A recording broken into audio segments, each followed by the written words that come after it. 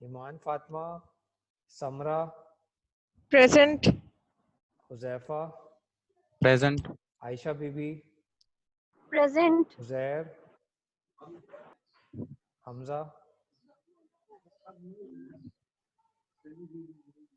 नोमा, Kamran, Present. Kamran, Kainat Fatima, Fauzia, Present. Fauzia, Talib. Present sir. Present sir. Present sir. Sir Shaved present है sir. Shahzeb, Mohammad Shahzeb, Miyan Mohammad Shahzeb. ठीक है Miyan Mohammad Shahzeb ji sir बोलिए। अलीजा ने आपको मैसेज किया है तो आपने उसकी एब्सेंट लगाई हुई है। अलीजा, सर उसने चैट पे आपको मैसेज किया था, उसका अभी डिस्कनेक्ट हो रहा है। अलीजा मुकीम ना, अलीजा मुकीम प्रेजेंट है।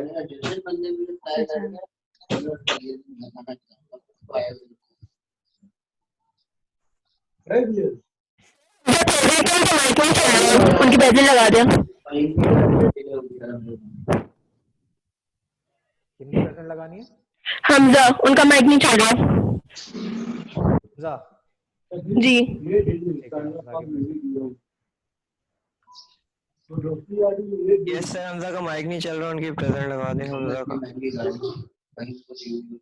हमजा, हमजा खिजर, जी जी।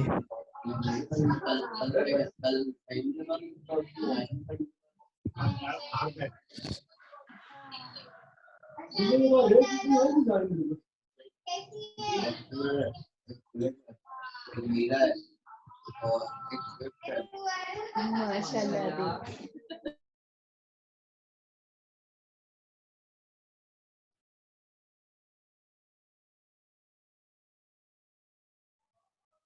सानिया लियाकत की मैंने लगाई तो थी।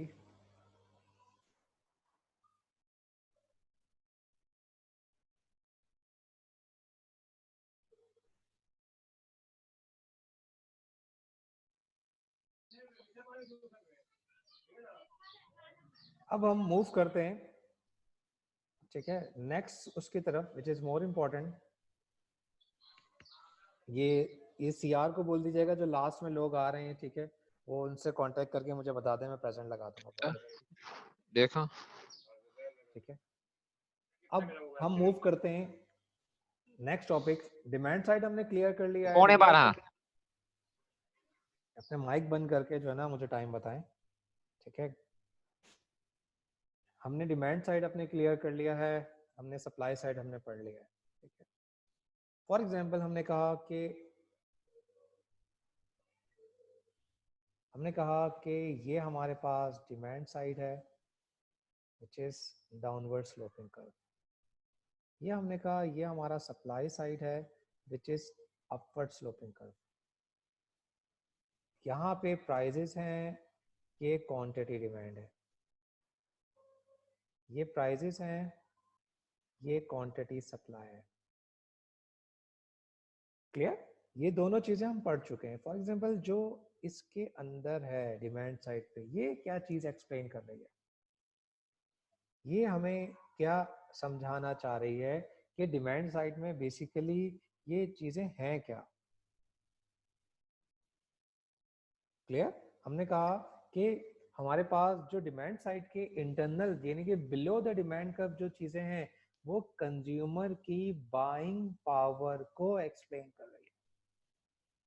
कंज्यूमर के पास बेसिकली लिमिटेशन होती है उसकी परचेजिंग पावर से, लेकिन सेलर के पास यानी कि सप्लाई कर्व में जो प्रोड्यूसर है उसकी सिर्फ विलिंगनेस ही बता रही होती है, उसकी कोई प्रॉफिट की कोई लिमिट नहीं है।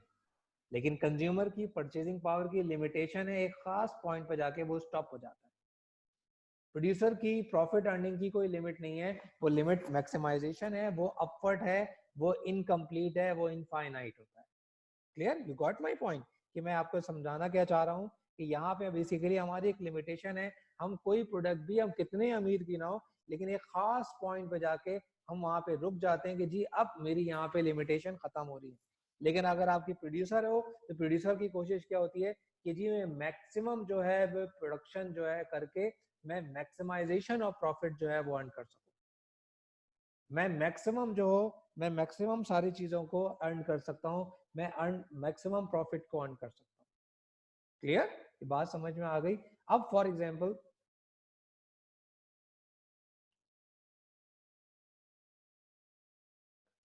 हमने कहा कि अब हम दोनों चीजों को साथ लेके चलेंगे, यानी कि कंज्यूमर और कंज्यूमर से मतलब डिमांड साइड, ये सप्लाई का कर्व है, ये हमारे पास डिमांड का कर्व। अब हम क्या करना चाह रहे हैं, हम ये देखना चाह रहे हैं कि फॉर एग्जांपल पहले हमने क्या कहा था, पहले हम हमेशा बोलते थे कि सर सप्लाई की वजह से डिमांड पर फर्क नहीं पड़ेगा, डिमांड की वजह से सप्लाई के ऊपर फर्क नहीं पड़ा। अब हम ये देख रहे हैं कि फॉर एग्जांपल हम यहाँ देखना ये चाह रहे हैं कि जब मार्केट में जाते हैं, अब for example market, what is market? Market क्या चीज है? हम बात करते हैं मार्केट क्या है। हमने कहा market is a place where buyers and sellers are interact to each other. यानी कि क्या मतलब हो गया कि मार्केट के अंदर हमारे पास क्या चीज है, मार्केट के अंदर हमारे पास क्या चीज है, मार्केट के अंदर हमने बोला कि बायर्स और सेलर्स, यानी कि बायर्स और सेलर्स यानी कि जो कंज्यूमर्स हैं और जो प्रोड्यूसर्स हैं वो क्या कर रहे हैं, वो दोनों एट अ टाइम अवेलेबल है। एक ऐसी जगह जहां पे सेलर भी खड़ा हो, सेलर का मतलब प्रोड्यूसर भी खड़ा हुआ है और बायर भी खड़ा हुआ है उन चीजों को परचेज आउट करने के लिए। सेलर का क्या, सेलर क्यों आया हुआ है? सेलर आया हुआ है वो अपनी चीजों को जो उसने प्रोडक्शन किया है उन चीजों को सोल्ड आउट करने के लिए। क्लियर? वो क्या कह रहा है कि सेलर और जो बायर्स हैं वो एट अ टाइम जो है वो एक जगह पे खड़े हुए हैं, उसे मार्केट कहते हैं। अक्सर हमारे पास जो स्टूडेंट्स आते हैं वो यही कहते हैं कि सर मार्केट का क्या मतलब है, मार्केट का मतलब यहाँ पे एम्प्रेस मार्केट है, फॉर एग्जांपल कराची में बात कर रहे हैं, क्या मार्केट का मतलब हमारा इम्तियाज स्टोर है, क्या मार्केट के अंदर जो नीचे हमारे मोहल्ले में शॉप्स हैं क्या मार्केट का मतलब वो है? जी नहीं, मार्केट का मतलब ये नहीं है। क्योंकि आज हमारे पास क्या हो गया है, आज हमने कहा कि आज हमारे पास जो है वो बेसिकली आज हमने कहा कि हमने बेसिकली मार्केट की जो डेफिनेशन हम पेश कर रहे हैं, मार्केट की डेफिनेशन क्या है? मार्केट की डेफिनेशन है जो प्रोड्यूसर है, जो प्रोड्यूस कर रहा है वो अपनी प्रोडक्ट लेके जाएगा मार्केट के अंदर, जहां पे कंज्यूमर खड़ा हुआ है, कंज्यूमर उसको परचेज करेगा। एम्प्रेस मार्केट में प्रोड्यूसर नहीं है, इम्तियाज प्रोड्यूसर नहीं है, नीचे मार्केट वाला प्रोड्यूसर नहीं है, ये सारे होलसेलर्स हैं, सारे रिटेलर्स हैं। सप्लायर कौन होता है? सप्लायर का बेसिकली ऑब्जेक्टिव क्या है? इन इकोनॉमिक्स मैनेजमेंट में या किसी और उसमें आप जाओगे तो वहां पे डिफरेंट आ रहा होगा, लेकिन यहाँ पे हमारे पास क्या है, सप्लायर का जो कॉन्सेप्ट है, सप्लायर का कॉन्सेप्ट ये है कि उसको प्रोडक्शन भी करना है और उसको अपनी चीजों को सोल्ड आउट भी करना है कंज्यूमर को। होलसेलर को नहीं करना उसको अपनी चीजों को सोल्ड आउट, उसको किसको करना है? उसको जो चीजों को सोल्ड आउट करना है वो किसको करना है? वो कंज्यूमर को करना है। अब देखो डिफरेंस क्या है, डिफरेंस कितना ज्यादा है, अगर आप चीजों को नोट करते हो तो डिफरेंस कितना ज्यादा है। डिफरेंस ये है कि आज अगर हम देखते हैं तो शॉप्स के ऊपर जो चीजें अवेलेबल हैं वो रिटेलर लेके बैठे हुए हैं, रिटेलर जो है वो सोल्ड आउट करने के लिए एग्रीड कर रहे हैं, कंज्यूमर उनके पास जाते हैं, रिटेलर के पास स्टॉक का कॉन्सेप्ट आ गया है, जबकि इकोनॉमिक्स कहती है स्टॉक का कॉन्सेप्ट नहीं होता है, जो प्रोड्यूसर आज बनाएगा उसको आज ही सोल्ड आउट करना है, आज सोल्ड आउट करके जो बेसिकली पैसे आएंगे उनसे वो क्या करेगा, उनसे बेसिकली वो दोबारा से रिप्रोडक्शन की तरफ वो लेके जा रहा है। क्लियर? ठीक है, वो क्या कर रहा है हमारे पास, वो हमारे पास कर रहा है कि फॉर एग्जांपल, लेकिन जब हम बात कर रहे हैं, जब हम बात करते हैं इकोनॉमिक्स की साइड से, तो देखो ऑब्जेक्टिव क्या है। For example assume to be कि आप सब प्रोड्यूसर्स हो, आपने अपने गिवन रिसोर्सेज से रहते हुए यानी कि कैपिटल की यूटिलाइजेशन यानी कि कैपिटल यानी कि पैसा, ठीक है, आपने अपनी जितनी भी इन्वेस्टमेंट थी उससे आपने प्रोडक्शन कर लिया। अब आपने प्रोडक्शन कर ली, आपकी रिस्पॉन्सिबिलिटी क्या है, अब आपकी विश क्या होगी कि जितनी भी प्रोडक्शन मैंने कर ली है, जितनी भी चीजों को मैंने कर लिया है, अब मैं क्या कर सकूं, एज सून एज पॉसिबल मैं यहाँ पे क्या करूं, एज सून एज पॉसिबल मैं यहाँ पे चीजों को सोल्ड आउट कर सकूं। एज सून एज पॉसिबल मैं यहाँ पे क्या करूं, एज सून एज पॉसिबल मैं सोल्ड आउट कर सकूं। क्यों as soon as possible sold out करना चाहते हो आप? क्या रीजन क्या है आपका, क्या रीजन है आपके पास सोल्ड आउट करने का? उसका रीजन क्या है कि जितनी ज्यादा आप चीजों को सोल्ड आउट करोगे, जितनी ज्यादा आप चीजों को, जितनी जल्दी आप चीजों को सोल्ड आउट करोगे, उतनी जल्दी आप क्या करोगे, फर्दर रिप्रोडक्शन की तरफ लेके जाओगे। आप क्या करोगे फर्दर, यानी कि जितनी ज्यादा आप एज सून एज पॉसिबल जो है चीजों को करोगे, आपके पास नेक्स्ट प्रोडक्शन के लिए, नेक्स्ट टाइम के प्रोडक्शन के लिए आपके पास क्या होगा, आपके पास बेसिकली क्या होगा, आपके पास आप क्या कर रहे होगे, आप नेक्स्ट टाइम के प्रोडक्शन के लिए पैसा उतनी जल्दी करोगे, उतनी जल्दी रॉ मटेरियल को परचेज करके अपने पास लेके जाओगे। क्लियर? ये कॉन्सेप्ट होता है। आज हमारे पास क्या कॉन्सेप्ट है? आज हमारे पास कॉन्सेप्ट टोटली डिफरेंट है। क्या मतलब कॉन्सेप्ट टोटली डिफरेंट होने का क्या मकसद है? बेसिकली आज क्या किया हुआ है, जो होलसेलर है, होलसेलर ने प्रोड्यूसर से चीजों को परचेज कर लिया। उसने उससे पूछा, प्रोड्यूसर से, आपको कितनी अमाउंट चाहिए फर्दर प्रोडक्शन करने के लिए? प्रोड्यूसर ने बोला कि मुझे 10 मिलियन चाहिए, 1 मिलियन चाहिए, 10,000 चाहिए, व्हाटएवर, कितनी भी अमाउंट। होलसेलर ने उसको इकट्ठा करके दे दी कि सारा कंसाइनमेंट जो आपने प्रोड्यूस किया है हमारे गोदाम में शिफ्ट कर दो, आपको पेमेंट हो गई, आप जाके प्रोडक्शन करो। क्लियर? लेकिन अगर इकोनॉमिक्स ये कहता है कि प्रोड्यूसर को जल्दी है प्रोड्यूस करने की, वो आपसे क्या करेगा, जितनी चीजें आपको चाहिए, जितनी अमाउंट आप उसको दे रहे होगे, वो अपनी कॉस्ट, वो मिनिमम प्रॉफिट के ऊपर वो क्या करेगा, आपको सोल्ड आउट करेगा और चला जाएगा। क्योंकि उसको ये परेशानी है कि रात भर मैं काम करूंगा और सुबह मुझे प्रोड्यूस करके मुझे कंज्यूमर को देना है। आज उसको क्या हो गया, आज उसको सेटिस्फेक्शन हो गई, मुझे पैसा होलसेलर ने दे दिया जितना मुझे मिलना था। होलसेलर आपसे क्या कर रहा है, होलसेलर रिटेल से ज्यादा चार्ज कर रहा है, रिटेल जो है वो आपसे ज्यादा अमाउंट चार्ज कर रहा है। आपका नुकसान क्या है?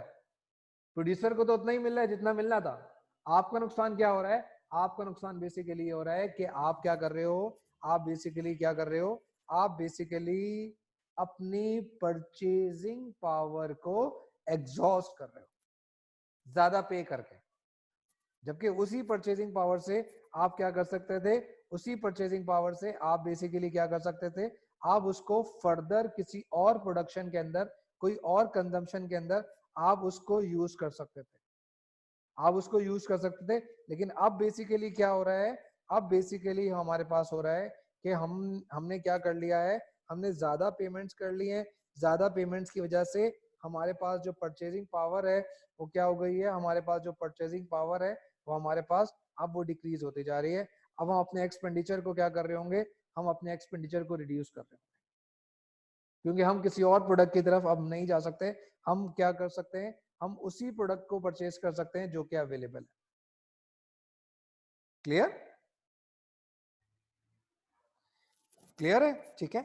अब फॉर एग्जांपल हम ये देखते हैं कि हम मार्केट की बात कर लें, हमें मार्केट की अंडरस्टैंडिंग हो गई, आई होप कि मार्केट की अंडरस्टैंडिंग हो गई होगी। ठीक है, हम बोलते हैं कि जब हम मार्केट में जाते हैं एज अ कंज्यूमर, मार्केट में दोनों चीजें अवेलेबल है, प्रोड्यूसर भी अवेलेबल है और कंज्यूमर भी अवेलेबल है। हम ये बोलते हैं कि हम मार्केट में खड़े हुए, जब आप मार्केट में जाओगे तो मार्केट में जाके आप क्या चाहोगे कि आपकी जो प्राइजेस हैं वो मिनिमम होनी चाहिए या मैक्सिमम होनी चाहिए? आप जाओगे मार्केट में जाके कि हमारी जो प्राइजेस हैं वो क्या हो, वो मिनिमम प्राइस पे हम चीजों को परचेज कर लें। एक्सपेक्टेशन क्या होती है आपके पास? आपकी एक्सपेक्टेशन यही होती है कि मिनिमम प्राइस में जाके आप चीजों को परचेज करना चाहते हो, लेकिन वहां पे जो प्रोड्यूसर खड़ा हुआ है वो आपको क्या दे रहा होता है, वो आपको मिनिमम प्राइस चार्ज करने, जब आप मिनिमम प्राइस की तरफ जाते हो तो मिनिमम प्राइस पे, फॉर एग्जांपल मिनिमम प्राइस का मतलब क्या है कि 1 रुपीज, फॉर एग्जांपल हम कहते हैं कि 1 रुपीज। सर आपकी आवाज बहुत कट रही है। अच्छा, एक मिनट।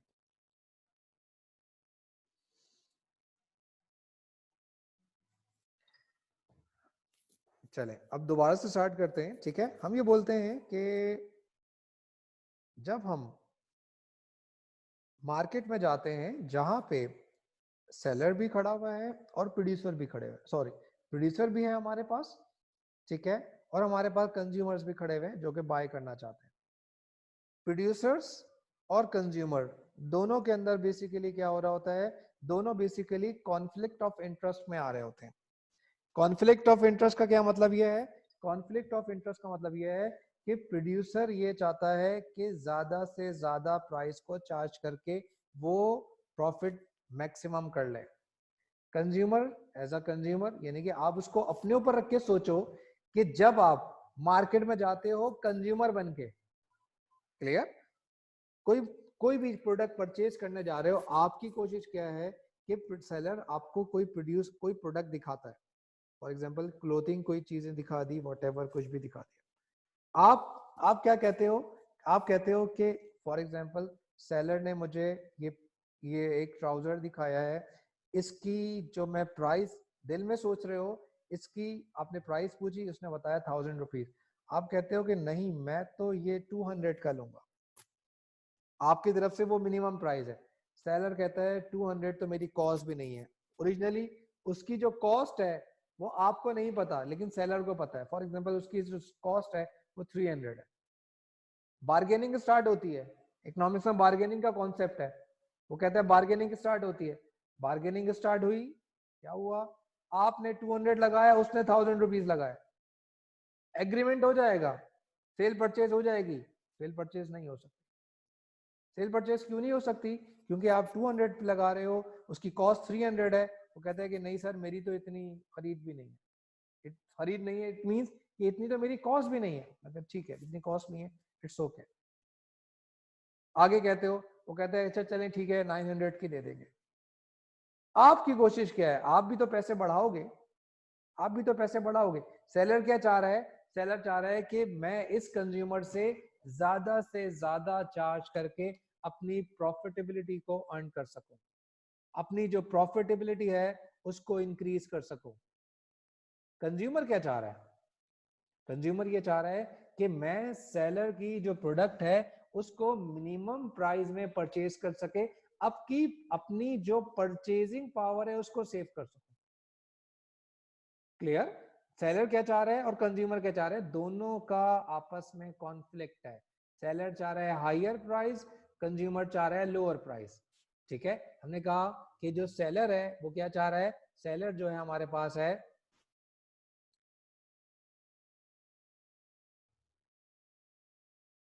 सेलर चाह रहा है हायर प्राइस, कंज्यूमर जो है वो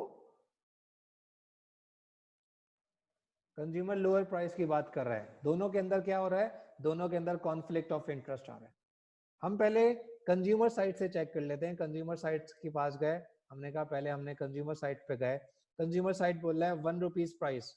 1 रुपीज प्राइस के ऊपर कंज्यूमर कितने यूनिट्स की डिमांड कर रहे हैं, कंज्यूमर जो है 1 रुपीज प्राइस के ऊपर कितने यूनिट्स की डिमांड कर रहे हैं। हमने कहा इसको चेक करते हैं, at price 1 rupees, at price 1 consumer जो है यानी कि जो क्वांटिटी डिमांड है वो कितनी है, क्वांटिटी डिमांड 10 है। What about the quantity supply, quantity supply कितनी है, 4 है। कैसे आया ये, हमने इसको लाइन ड्रॉ की, हमने कहा क्वांटिटी डिमांड डिमांड साइड से आ रहा है, कंज्यूमर के साइड से आ रहा है। हमने कहा ये जो डिमांड कर्व है जहां प्राइस लाइन डिमांड कर्व को टच करती है, इट मींस कि वो क्वांटिटी डिमांड है।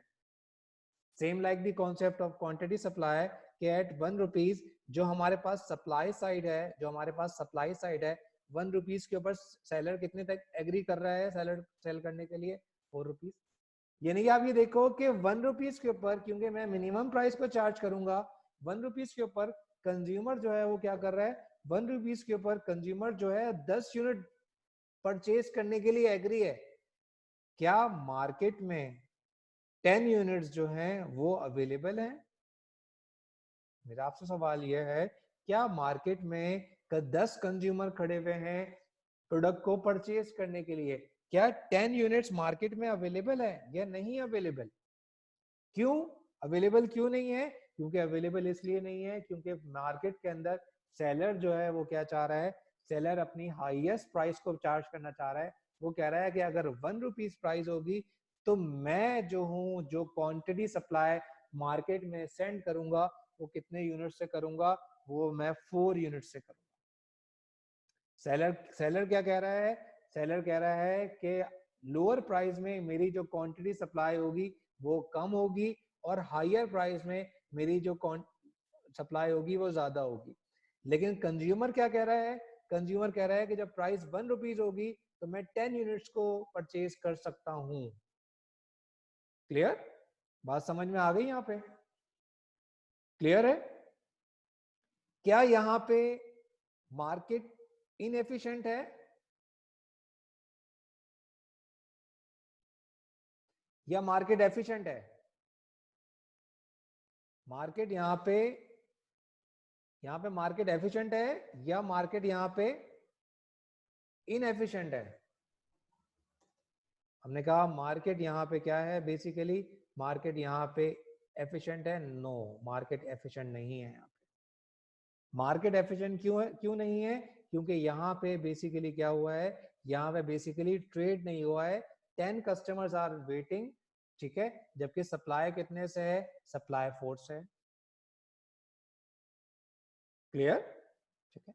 अब फर्दर क्या होगा, डिमांड बढ़ा देंगे, सप्लाई बढ़ा देंगे। अक्सर ये हम बोलते हैं कि सर डिमांड बढ़ गई, सप्लाई बढ़ गई।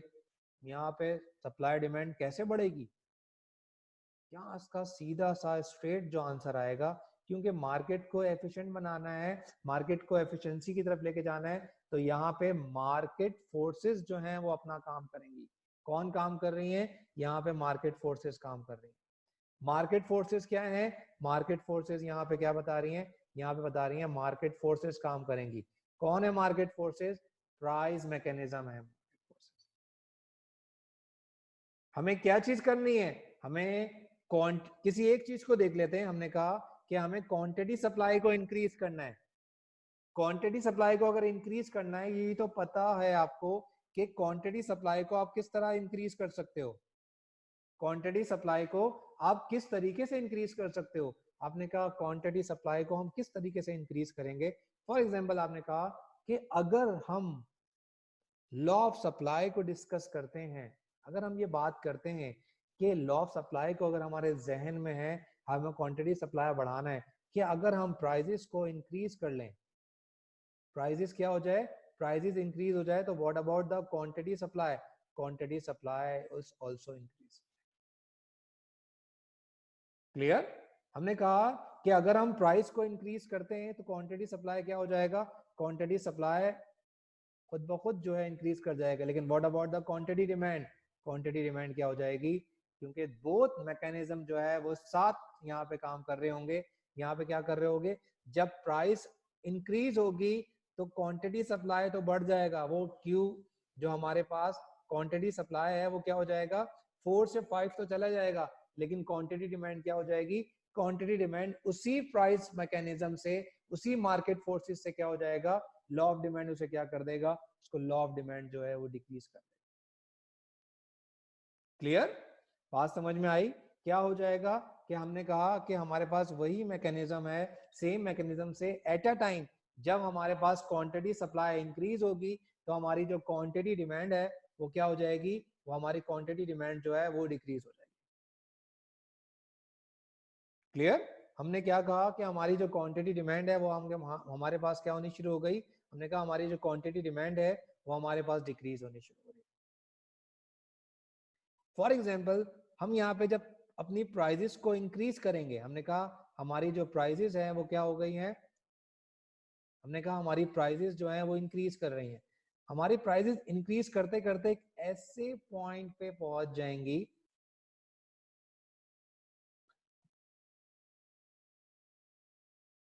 हमने कहा कि हमारी जो क्वांटिटी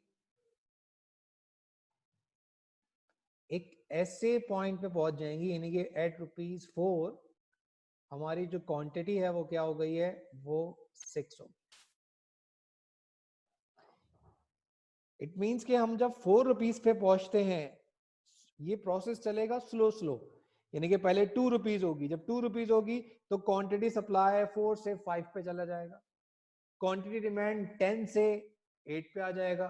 क्यों आ जाएगा, लॉ ऑफ डिमांड उसको पुश करेगी, लॉ ऑफ डिमांड उसको पुल, लॉ ऑफ सप्लाई उसको पुल करेगा। एक ऐसे पॉइंट पे आ जाएगा जहां पे यानी कि 4 रुपीज पे क्या हो गया, 4 रुपीज पे क्या हो रहा है, 4 रुपीज पे क्या हो रहा है कि at 4 rupees quantity supply is equal to the quantity demanded. यानी कि हमारे पास यहाँ पे क्या हो गया, जब हमारे पास 4 रुपीज आ गए, हमने कहा कि एट 4 रुपीज, जब मार्केट प्राइस जो है हमने कहा एट प्राइस 4, आपने क्या कहा कि जो QD है, QD हमारे पास कितना है, QD हमारे पास 6 है। What about the QS, QS हमारे पास कितना है, QS हमारे पास 6 है। हमने कहा कि क्या यहाँ पे एट ₹4 क्या हमारे पास मार्केट जो है, क्या हमारे पास मार्केट इस वक्त प्राइस 4 के ऊपर एफिशिएंट है या नहीं है? हमने कहा यस। हमने कहा मार्केट हमारे पास इस वक्त एफिशिएंट है। क्यों एफिशिएंट है? क्योंकि जितने कंज्यूमर परचेज करने के लिए आए थे उतने ही जितने कंज्यूमर परचेज करने के लिए आए थे उस प्रोडक्ट को, सप्लायर ने उतने ही प्रोड्यूस करके उसको दे दिया है और मार्केट को क्या कर लिया है, मार्केट को क्लियर कर लिया। क्लियर? हमने कहा what is our market clearing price, हमने कहा हमारी मार्केट क्लियरिंग प्राइस क्या है, हमने कहा market clearing price it's our 4। हमारी मार्केट क्लियरिंग प्राइस क्या है, हमने कहा 4 रुपीज के ऊपर क्वांटिटी सप्लाई कितना है, क्वांटिटी सप्लाई भी 6 है और क्वांटिटी डिमांड भी 6 है। इट मींस कि हमारी मार्केट जो है, हमारे मार्केट एफिशिएंट मार्केट है। क्योंकि इकोनॉमिक्स कहता है कि रिसोर्सेज को वेस्ट नहीं करना चाहिए। हमने कहा जो चीजें हमने बनाई थी within our given resources, उतनी ही चीजों की हमने क्या किया है, वही चीजें जो है मार्केट में सोल्ड आउट हुई। Clear? You got my point? इस पॉइंट को क्या कहेंगे, इस पॉइंट को कहेंगे this is the called equilibrium. हमने कहा ये हमारे पास क्या है, ये हमने कहा ये जो पॉइंट है जहां पे डिमांड कर्व, एक तो मैथमेटिकली ये हो गया कि इक्विलिब्रियम कौन सा पॉइंट है, इक्विलिब्रियम वो पॉइंट है where the QD is equal to QS। हमने कहा इक्विलिब्रियम कौन सा पॉइंट है, हमने कहा इक्विलिब्रियम की डेफिनेशन क्या है,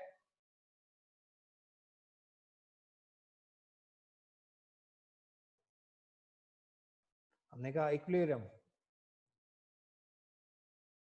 को क्या कहते हैं, QD is equal to QS।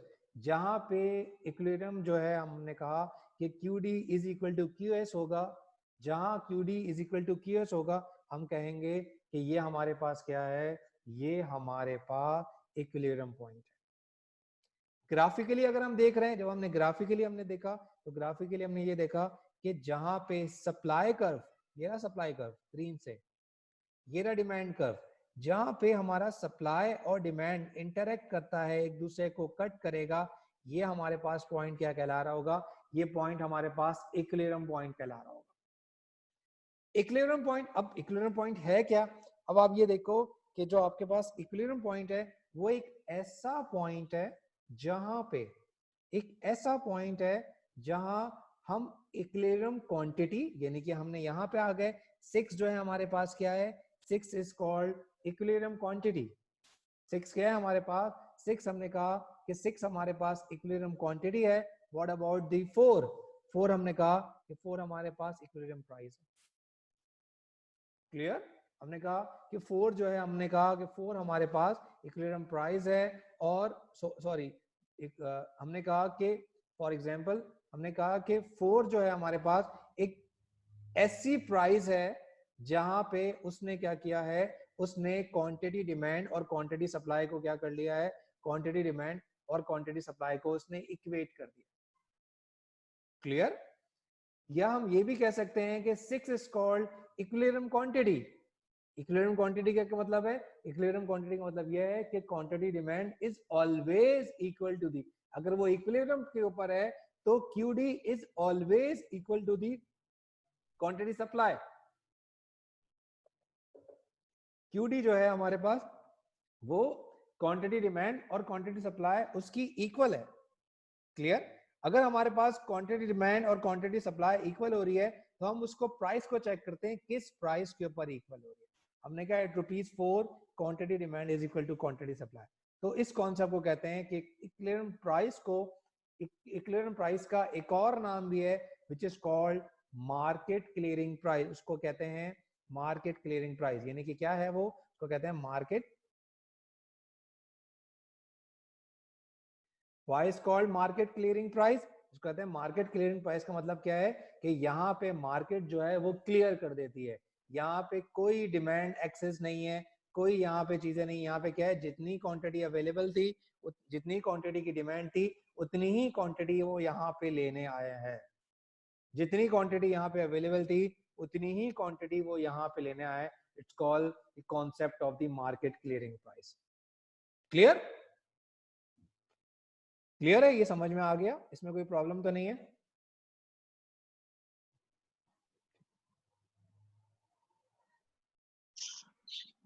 Yes, sir.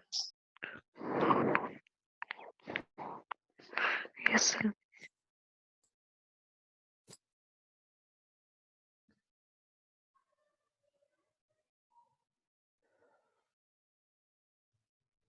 अब फॉर एग्जांपल हमने कहा कि हमने by using the concept of, ठीक है,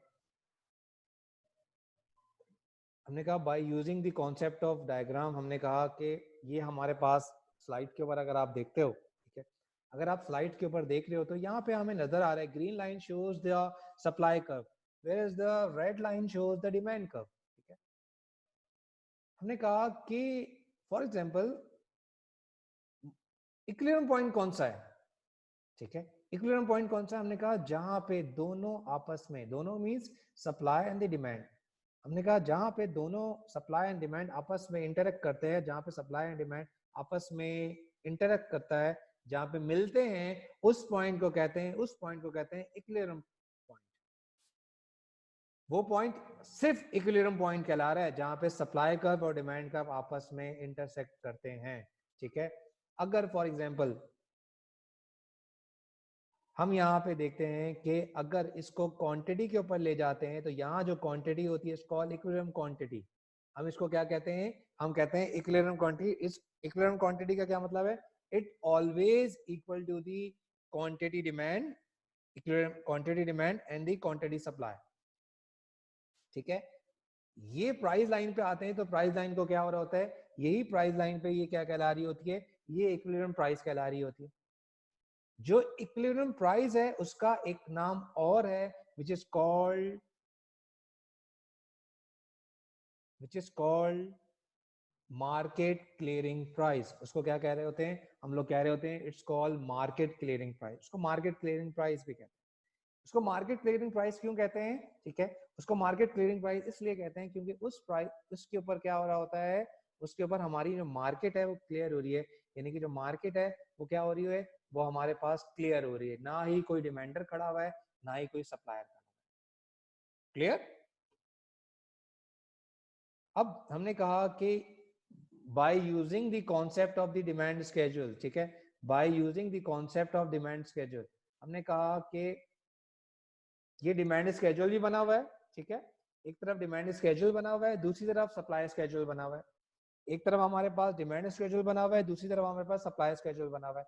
अब मुझे यहाँ पे देख के बताइए क्या कौन सा पॉइंट है, कौन सा पॉइंट है जिस पॉइंट को हम कहेंगे कि ये इक्विलिब्रियम क्वांटिटी है, और कौन से प्राइस को कहेंगे कि इक्विलिब्रियम प्राइस है?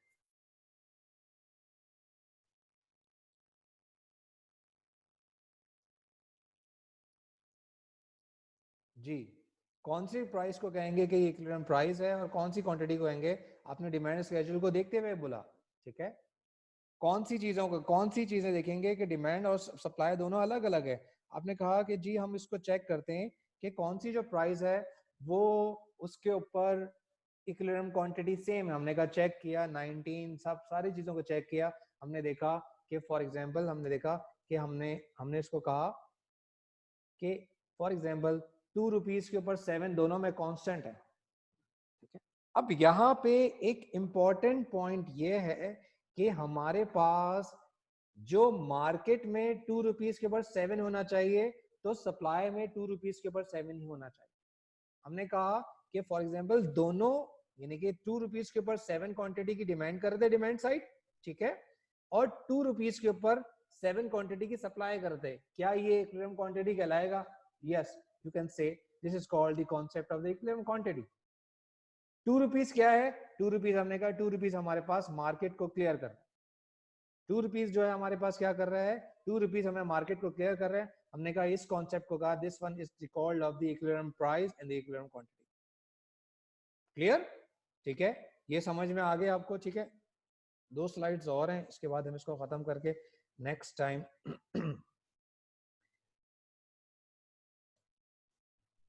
ये इक्विलिब्रियम रेड लाइन शो कर रहा है इक्विलिब्रियम प्राइस, इसको आप रीड कर लीजिएगा। ठीक है,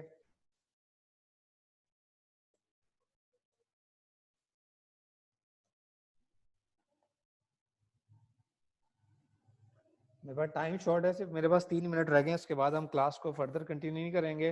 अगर बंद हो जाता है, ठीक है, तो आप लोगों का कोई क्वेश्चंस हैं, ठीक है, तो मुझसे व्हाट्सएप पे आप पूछ सकते हो। ठीक है, जो ग्रुप बना हुआ है फॉर एग्जांपल ये जो रेड लाइन है it shows the supply curve where as the blue line shows the demand side. ठीक है, हमने कहा रेड लाइन जो है वो क्या शो कर रहा है, वो रेड लाइन शो कर रहा है हमारे पास supply side, where as the blue line shows the demand curve. जो येलो पॉइंट है वो कह रहा है कि ये हमारे पास इक्विलिब्रियम पॉइंट है। इट मींस कि मार्केट यहाँ पे एफिशिएंट मार्केट है, यहाँ पे यूटिलाइजेशन जो है एफिशिएंसी के साथ हो रहा है। फॉर एग्जांपल कोई ना कोई फैक्टर ऐसा हुआ जिसकी वजह से प्राइस जो है वो डिक्रीज हो जाए। अभी हम ये नहीं बोल रहे हैं कि प्राइस क्यों डिक्रीज हो रही है, हमने कहा प्राइस डिक्रीज हो गई है। ठीक है, प्राइस डिक्रीज होके हमने कहा पी नोट से हमारी प्राइस डिक्रीज होके P1 पे आ गई है। क्या मार्केट में सवाल हमारे पास दोबारा से पॉप अप हुआ, क्या सवाल हमारे पास आ रहा है, क्या ये मार्केट जो है इक्विलिब्रियम मार्केट है? इक्विलिब्रियम मार्केट मींस कि क्या ये मार्केट हमारे पास एफिशिएंट मार्केट है? हमने कहा ये एफिशिएंट मार्केट नहीं है। क्यों नहीं है? क्योंकि डिमांड और सप्लाई दोनों के अंदर डिफरेंस है। 1 रुपीज के ऊपर जो सप्लाई हो रहा है वो B हो रहा है, यानी कि Q1, as compare to P1 के ऊपर जो डिमांड हो रहा है वो BD हो रहा है। It means that there is a difference between the supply and the demand. Which one is axis? कौन एक्सिस में है? क्या एक्सिस है आपके पास? डिमांड एक्सिस है या आप डिमांड एक्सिस में है या सप्लाई एक्सिस के अंदर है? क्या चीज आपके पास जो है वो एक्सिस के अंदर है? आपने कहा जी डिमांड